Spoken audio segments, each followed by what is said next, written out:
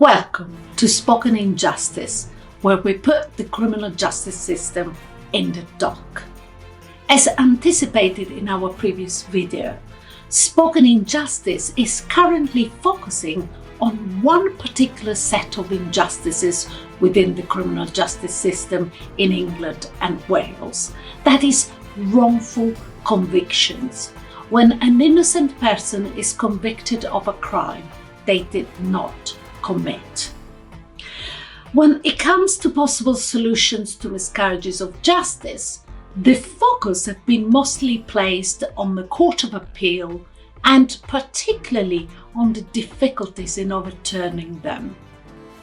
However, we should not underestimate the importance of looking at ways to avoid them in the first place by focusing on courts of first instances, magistrates' courts and Crown courts. For the purpose of today's chat, however, we will focus on understanding how we currently treat claims of innocence in the Court of Appeal and whether there is scope for reform. Before 1907, there was no effective mechanism to correct errors in criminal trials. The only mechanisms for those wrongfully convicted then was to obtain a pardon from the Home Secretary under the prerogative of mercy.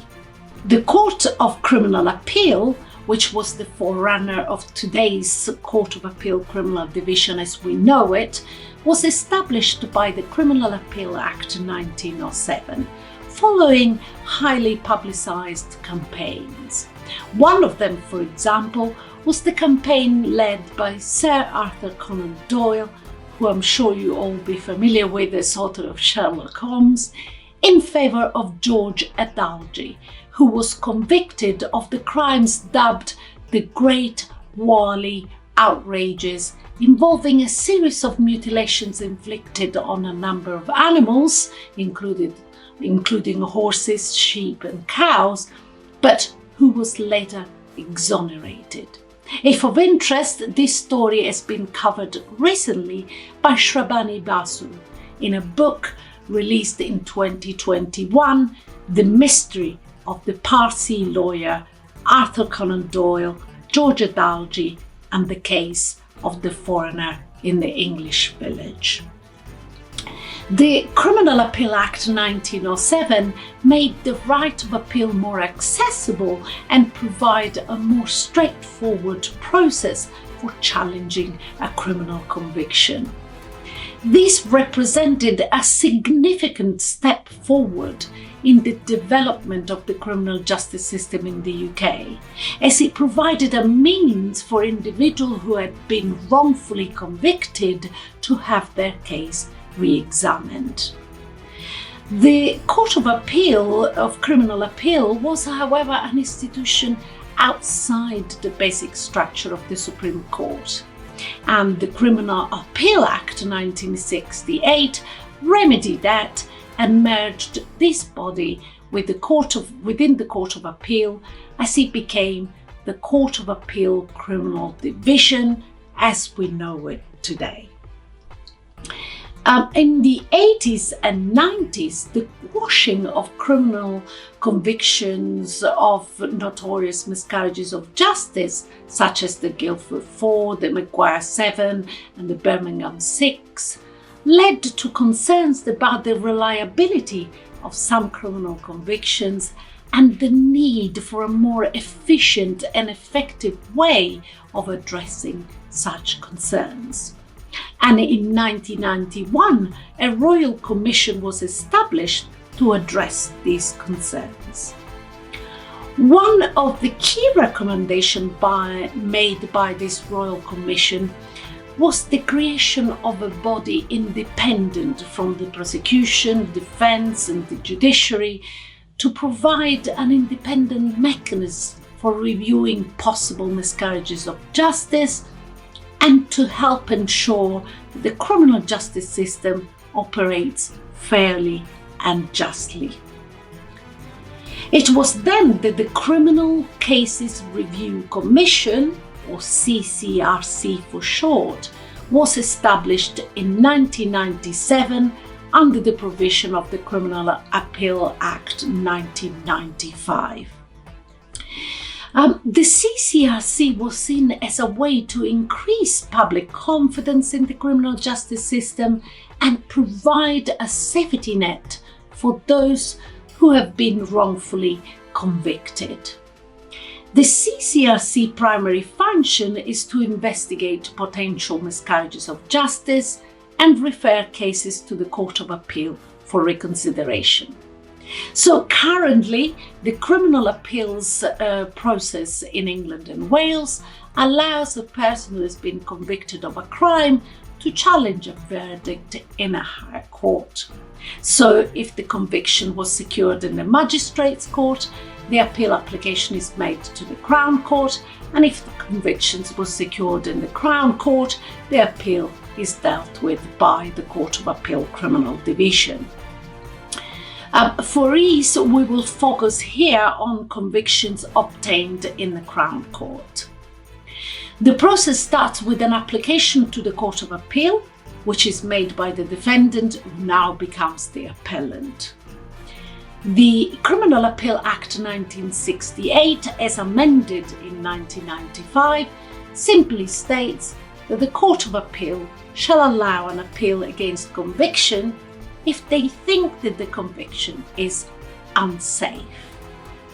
However, what renders a conviction unsafe is all but simple.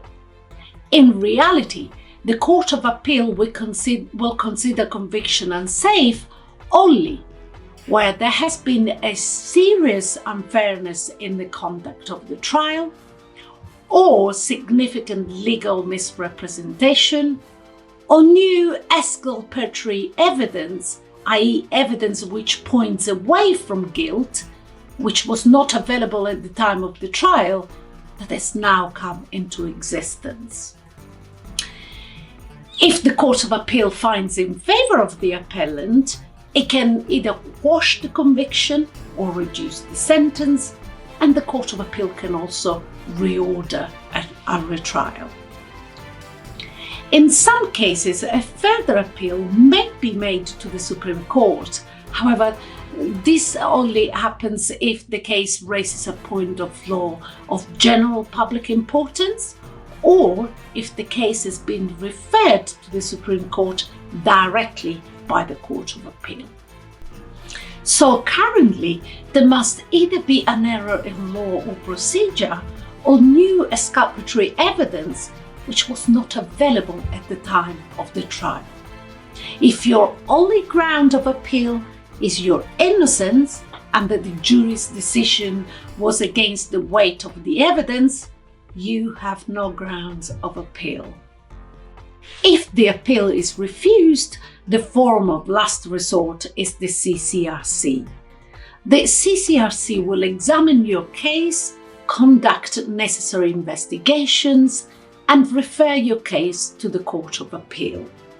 The test the CCRC uses to refer cases to the Court of Appeal is known as the test of real possibility. This is derived from Section 13 of the Criminal Appeal Act 1995, which states a reference of a conviction, verdict, finding or sentence shall not be made unless the Commission consider that there is a real possibility that the conviction, verdict, finding or sentence would not be upheld were the reference to be made. However, the CCRC has been accused of timidity in its dealing with the Court of Appeal and of being so cautious in its approach that it has failed to refer a sufficient number of cases to the Court of Appeal, and some say including obvious miscarriages of justice. In its About Us page, the CCRC states expressly, to launch a fresh appeal, we need something important, like strong new evidence or an argument that makes the case look different now. Again, claims of innocence are not taken into account. Critics say that the real possibility test not only makes the CCRC subordinate to the Court of Appeal, but also limits the approach greatly, as the CCRC functions has effectively become to second-guessing the chance of a case succeeding in the Court of Appeal rather than looking for miscarriages of justice. Ultimately, this allows wrongful conviction to go uncorrected. However, others have defended the current arrangements between the CCRC and the Court of Appeal, pointing out that the CCRC is not a court and that its commissioners are not judges. Concerns have also been expressed around the requirements for new evidence and the safety test used by the Court of Appeal. Some groups have claimed that the current system can make it difficult for wrongfully convicted people to appeal where exculpatory evidence was available but not used at trial, and or to obtain and analyze evidence which might suggest a person's innocence, or whether the only ground of appeal is the jury's decision was against the weight of the evidence.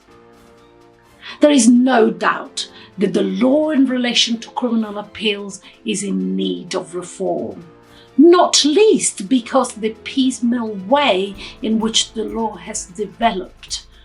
That means that there are inconsistencies, uncertainties, and gaps in the law on criminal appeals.